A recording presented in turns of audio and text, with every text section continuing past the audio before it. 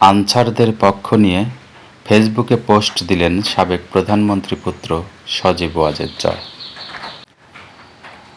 রাজধানীর সচিবালয়ে বৈষম্য বিরোধী ছাত্র আন্দোলনের শিক্ষার্থীদের সঙ্গে আন্দোলনরত আনসার সদস্যদের সংঘর্ষ ও ধাওয়া পাল্টা ধাওয়ার ঘটনা ঘটেছে।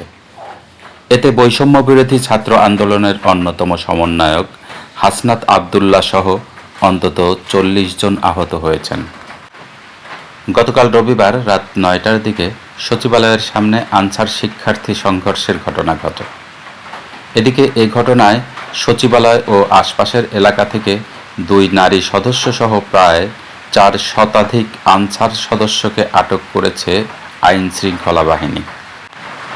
এদিকে এ ঘটনার পর আনসার সদস্যদের পক্ষ নিয়ে গতকাল রবিবার নিজের ফেসবুক পেজে একটি পোস্ট দিয়েছেন সাবেক প্রধানমন্ত্রী শেখ হাসিনা পুত্র সজীব ওয়াজেদ জয়। আনসার সদস্যদের নিয়ে প্রকাশিত দেশের একটি গণমাধ্যমের প্রতিবেদন শেয়ার করে তিনি লিখেছেন, শান্তিপূর্ণ আনসার আন্দোলনকারীদের লাঠি দিয়ে হামলা চালিয়েছে ছাত্র আন্দোলনকারীরা। পোস্টটি দেওয়ার সঙ্গে সঙ্গে নেটিজেনদের তোপের মুখে পড়েছেন জয়।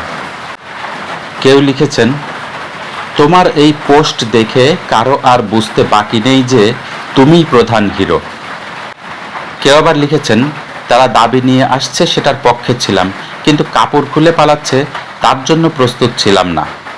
একজন লিখেছেন, জয় ভাই, বন্যা নিয়ে তো আপনার কোনো পোস্ট দেখলাম না। এদিকে আজ সোমবার সকালে জয় আরও একটি পোস্ট দিয়েছেন, যেখানে তিনি লিখেছেন, সচিবালয় ঘিরে বিক্ষোভ নিষিদ্ধ করার জন্য আমাদের বুদ্ধিজীবীরা আওয়ামী লীগ সরকারদের সমালোচনা করেছেন, অথচ ২ সপ্তাহের মধ্যে এই অন্তর্বর্তীকালীন প্রশাসনকে সেখানে সব সমাবেশ নিষিদ্ধ করতে হয়েছে। দায়িত্বহীনতা এবং সমালোচনা করা সহজ, ক্ষমতায় থাকা আর শাসন করাটা আলাদা ব্যাপার।